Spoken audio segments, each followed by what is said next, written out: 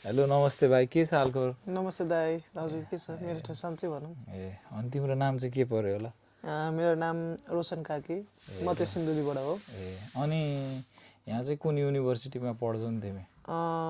म अहिले university of सदरल्यान्ड in लन्डनमा पढ्छु। हजुर, अनि तिम्रो चाहिँ युनिभर्सिटीको के अरे कुन फ्याकल्टीमा आयौ नि तिमी? म खासमा अब भन्नुपर्दा ब्याचलरमै आइपुगेँ हो, तर खासमा अब म मास्टरको लागि एप्लाई गर्न खोजिरहेको थिएँ, किनकि नेपालमा थर्ड इयरको इक्जाम दिएरै आएको हो म। किनकि पहिला रिजेक्सन भएको थियो अस्ट्रेलियाको लागि, दुईचोटि रिजेक्ट भयो। अनि अहिले चाहिँ त्यही bachelor of international tourism and hospitality management हो। अनि के अरे तिमीले चाहिँ यहाँ पढ्न आउँदाखेरि चाहिँ यो फुल फी तिरेर आयो कि आधा तिरेर आयो कि कसरी आयो तिमी? यस्तो भयो, अब यो कुरा जोड्दाखेरि मलाई एउटा रिसेन्टली एउटा उसको याद आयो मलाई होइन। के भन्दाखेरि पहिला मैले सुरुमा 2022मा अस्ट्रेलियाको लागि एप्लाई गरेको थिएँ होइन। त्यसमा मैले रिजेक्सन पाएँ, फेरि अर्कोचोटि एप्लाई गरेँ 2023मा, फेरि रिजेक्सन भएँ। अनि 2024मा मैले अब अप्सन मैले कुनै भेट्न, मैले युके अलिकति भिजा हाई भन्ने कुरो पनि भयो होइन। अनि त्यसको लागि मैले सुरुमा युनिभर्सिटी अफ इस्ट लन्डनमा ट्राई गरेको थिएँ। त्यसमा मेरो के भयो भन्दाखेरि त्यतिखेर अब नेपालमा स्ट्राइकै भइरहेको थियो त्यतिखेर। अनि अब युनिभर्सिटी अफ इस्ट लन्डनमा मैले ट्राई गरेँ, अनि त्यसमा मैले लगभग मेरो सबै प्रोसेस भइसकेको थियो, कास्ट सबै आइसकेको थियो होइन। मैले पैसाहरू पनि फीहरू हालिसकेको पैसा पनि मेरो उल्टै फिर्ता भयो क्या, त्यो स्ट्राइकले गर्दाखेरि, ब्याङ्कको उयोले गर्दाखेरि हो होइन। यस्तै हो अब भनौँ। अनि के अरे तिमी चाहिँ यहाँ एप्लाई युके आउँदाखेरि चाहिँ कन्सल्टेन्सीबाट सल्लाह सुझाव लियो कि आफै रिसर्च गरेर आयो कि के छ, त्यसको बारेमा हल्का भनिदेऊ न हामीलाई। होइन, मैले खासमा अब म खासै काठमाडौँ भनेको मैले 12 पछि मात्रै गएको हो, किन नर्सरीदेखि 12सम्म म सिन्धुली घर थियो, सिन्धुलीमै गएर पढेको हो होइन। अनि त्यसपछि मैले आफै रिसर्च गरेर काठमाडौँ गएँ, आफै एक्लै गएर कन्सल्टेन्सीहरू सबै भ्याएँ होइन। अनि कुन चाहिँ कन्सल्टेन्सी बेस्ट भनेर अब सबैतिर अब काउन्सिलिङ गर्दै गइसकेपछि बुझिसकेपछि मैले केआइसीबाट एप्लाई गरेँ। त्यस पछाडि त्यतिबाट मैले गरेँ, मेन कुरो रिसर्चै गरेर गरेको। हजुर हजुर। अनि तपाईँले एउटा कुरा भनिदिनुहोस् कि युके आएर काम गर्दाखेरि चाहिँ यो फी तिर्न सकिन्छ कि कस्तो के छ? यो केसमा के हो भन्दाखेरि फी तिर्न सक्छु सक्दिनँ भन्ने पनि आफूमा भर पर्ने कुरो हो होइन। अब आफू अब यस्तो मेन कुरो भनेको काम पाउन अलि लास्टै गाह्रो छ। अहिले काम भनेको मेन एनाको कामले भनेको हामीलाई खानालाई, बस्नलाई र ट्राभल गर्न मात्रै पुग्छ, तर फी तिर्नलाई भनेको हामीले छुट्टै मिहिनेत पनि गर्नु पर्यो, मेन कुरो पढ्नु नै पर्यो। जस मलाई चाहिँ के लाग्छ भन्दाखेरि फी तिर्नलाई अब यदि ब्याचलरमा आउँदै हुनुहुन्छ भने चाहिँ अलिकति गाह्रो नै हुन्छ, स्ट्रगलै गर्नुपर्छ होइन। मास्टरको लागि चाहिँ अलिकति सजिलो छ कि जस्तो लाग्छ मलाई। हजुर हजुर, ठिकै छ। अनि हाम्रो भ्युवर्सलाई भनिदिनु न, तिमी नेपालबाट आउँदाखेरि चाहिँ के कुराहरू लिएर आउनुपर्छ युके आउँदाखेरि चाहिँ, त्यो अलिकति भनिदिनुहोस् न। अब भाइ बहिनी नै भन्नु पर्यो अथवा दाइ दिदी नै भन्नु पर्यो, मास्टरमा आइराख्नु भएको होइन। अब यदि तपाईँहरू अब युकेमा हायर स्टडीको लागि आउन चाहनुहुन्छ भने मेन कुरो भनेको स्किल चाहिँ सिकेर आउनुहोस् नेपालबाटै होइन, त्यत्तिकै नआउनुहोस्। अब मेन कुरो स्किल सिकेर आउनुभयो भने तपाईँले अब जस्तै राम्रो सिभी बनाउन सक्नुभयो भने यहाँ आएर एप्लाई गर्न सक्नुहुन्छ होइन। त्यही अनुसार तपाईँको स्किल अनुसार यहाँ स्किल बेस अब कामहरू पाउन सक्नुहुन्छ भन्ने कुरो होइन। जस्तै कस्तो कस्तो स्किलहरू सिक्नुपर्छ भनिदिनुहोस् न अलिकति अब तपाईँको एक्सपिरियन्समा। हजुर हजुर, मैले खासमा अब मेरो हिसाबबाट मेरो कुरा गर्ने हो भने चाहिँ मैले चाहिँ स्किल सिकेको भनेको एउटा ड्राइभिङ लाइसेन्स लिएर आएको थिएँ, अर्को बारिस्टाको सिकेको थिएँ। अब होटेल, मेरो आफ्नै होटेल थियो, पर्सनल होटेल थियो, त्यसमा अब मेरो होटेलमा एक्सपिरियन्स पनि थियो 6-7 वर्षको, त्यो पनि सिकेर आएको। त्यही भएर मलाई अलिकति यहाँ सजिलो पनि भइरहेको छ भनौँ न। अनि अहिले कता काम गर्नुहुन्छ, के छ कसो छ? खासमा मेरो चाहिँ यो कोर्सबाट बियोन्ड कोर्स चाहिँ हो, के अरे यो कोर्सको उसमा चाहिँ अन्तर्गत चाहिँ होइन दाइ होइन, यो चाहिँ अर्कै कोर्सको लागि। खासमा म चाहिँ अहिले वेयर हाउसमा काम गर्छु, त्यो चाहिँ डिबिडी हो होइन। त्यसमा चाहिँ अब मेन कुरो मेरो काम भनेको सोर्टिङहरू हो, यताउता अब पार्सलहरू आउने, मैले सर्ट गर्ने। मेन कुरो मैले ड्राइभरहरू बिहान आउँछन् होइन, मैले पार्सल सर्ट गर्ने, अब सर्ट गरेर मैले छुट्याएर राखिदिनु नम्बर वाइज। अनि त्यसपछि ड्राइभरहरू आउने, अनि ड्राइभरहरू उनीहरूले त्यो सर्ट गरेको पार्सलहरू गाडीमा हाल्छन्, अनि गरेर उनीहरूले डेलिभर गरिदिने हो। अनि तिमी चाहिँ युके आएर चाहिँ कति 1 वर्ष भयो कि 2 वर्षै पुग्न लाग्यो? म आएको भनेको खासमा मेरो भिजा चाहिँ 2024 डिसेम्बर 9मा लागेको, तर म यहाँ चाहिँ लगभग 1 महिनापछि ठ्याक्कै आइपुगेँ भने 2025को जनवरी 9मा आइपुगेँ म। लगभग 1 वर्ष जस्तो, 1.5 वर्ष त्यस्तै भएछ। ल अनि अरू कुरा चाहिँ ठिकै छ भाइ। अनि यो युके आउँदाखेरि चाहिँ अब जस्तै भनौँ न अब कोही त काम सिकेर आउँछ, कोही सिकेर आउँदैन। अब जस्तै कोहीलाई चाहिँ मेन कुरा के गर्नुपर्छ र यहाँ आउँदाखेरि के हुन्छ, युनिभर्सिटीको अब इनरोलमेन्टको कुराहरू पनि हुन्छ होला। यहाँ आउँदाखेरि अब बसमा नेपालमा पो बसमा चढेको, यहाँ त ट्रेनमा नि चढ्नु पर्यो र केही अब कस्तो अब कता जानलाई म्याप पनि हेर्नु पर्यो। तिम्रो बारेमा चाहिँ अब कुनै अब कहिले बस नचल्दा ट्रेन नचल्दा गाडी पनि के अरे बुक गरेर त्यो पनि जान्न पर्यो।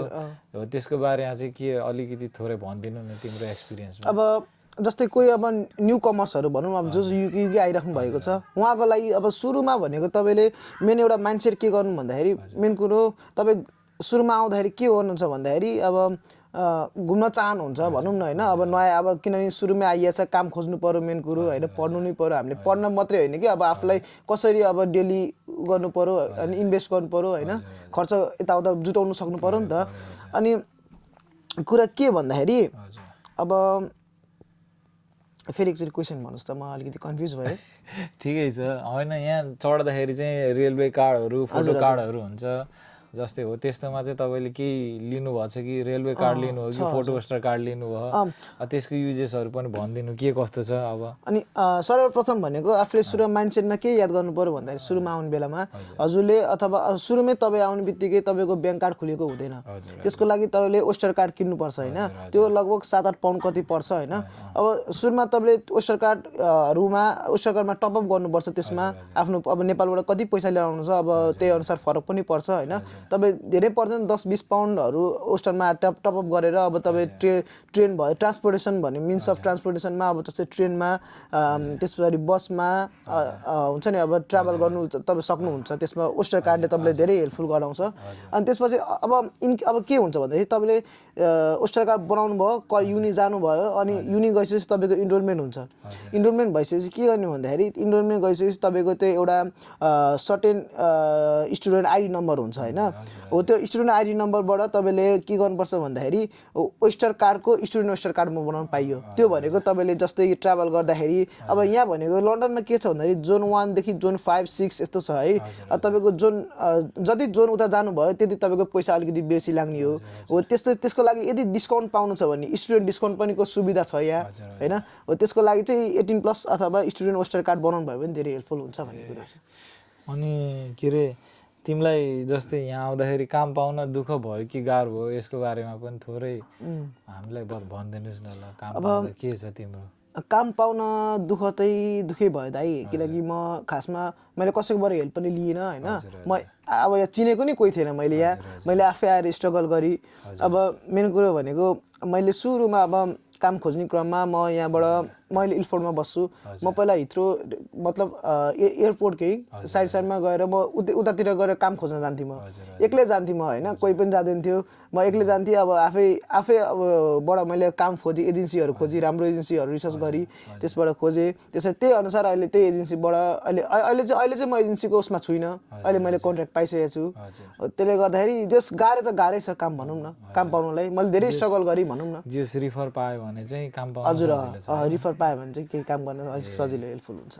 अनि एउटा कुरा भनिदिनुहोस् कि तपाईँले नेपाल पैसा पठाउनु भयो कि भएन, यो कुरा नि खुलेर भनिदिनुहोस् है साथीहरू। स्टुडेन्टमा चाहिँ आउँदाखेरि ब्याचलर पढ्दाखेरि चाहिँ ब्याचलर पढ्दाखेरि पैसा पठाउने भन्दा पनि तपाईँ आफैले खर्च हुने हुन्छ क्या।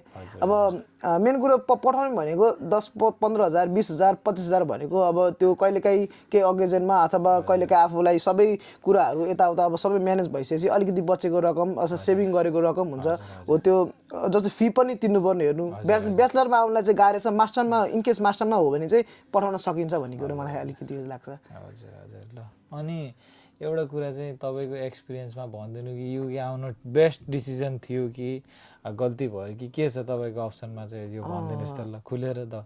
यो विषयमा म के भन्न चाहन्छु भने मैले खासमा ब्याचलरमा आएर गल्ती गरेँ जस्तो लाग्छ मलाई चाहिँ। मैले खासमा अब नेपालमा अझै 1 वर्ष जति राम्रोसँग तयारी गरेर राम्रोसँग प्रिप्लान गरेर होइन मैले युकेको लागि एप्लाई गरेँ भए मलाई त्यो लाइफको सबैभन्दा बेस्ट डिसिजन हुन्थ्यो जस्तो लाग्छ। ल धन्यवाद।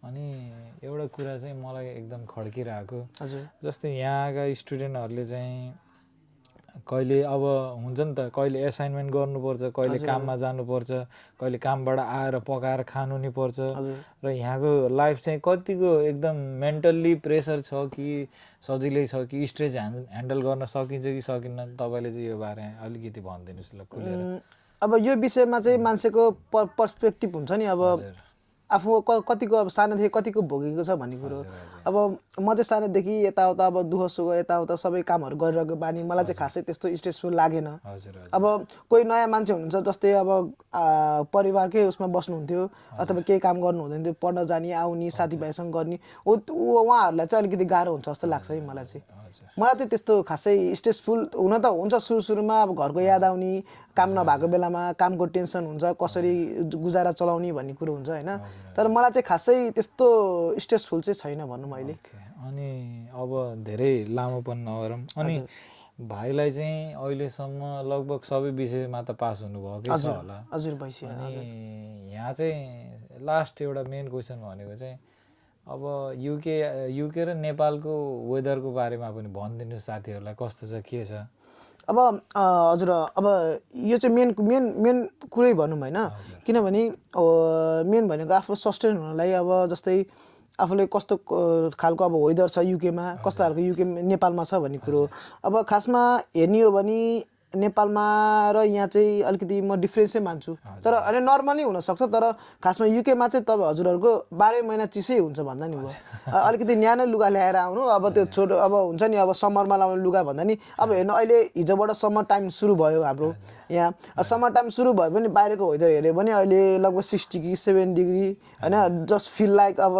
3 डिग्री 4 डिग्री जस्तै छ होइन चिसै छ भनौँ न समर टाइममा पनि हजुर अनि एउटा कुरा चाहिँ नेपालबाट चाहिँ के सामान लिएर आउँदा चाहिँ युके चाहिँ बेस्ट हुन्छ साथीहरूलाई भनिदिनुहोस् न नेपालबाट आउँदाखेरि हजुर अब मेन कुरो भनेको जाडोको लुगाहरू लिएर आउनु थर्मोकोटहरू लिएर आउनुहोस् होइन अनि मेन कुरो अब लुगाको विषयमा त्यो भइगयो होइन जस्तै अब तपाईँ कोही साथीसँग बस्दै हुनुहुन्छ अथवा कोही साथी यहीँ युकेमा छ अथवा तपाईँ एक्लै बस्न चाहनुहुन्छ भने अब मेन कुरो अब आफूलाई चाहिने भने खानालाई कुकिङको लागि अब जस्तै प्रेसर कुकर हुन्छ होइन अब मेन कुरो अब हाउस होल्ड त्यो हुन्छ नि प्रोडक्टहरू हो तिनीहरू चाहिँ ल्याउनु भयो भने सजिलो हुन्छ भन्ने कुरो अब ल त ल भाइ धन्यवाद हस् ल मेरो हजुरलाई भेटेर धेरै खुसी लाग्यो होइन ल यति भनिदिएकोमा ल धेरै धन्यवाद ल हस् दाजु ल हस् नमस्ते जय नेपाल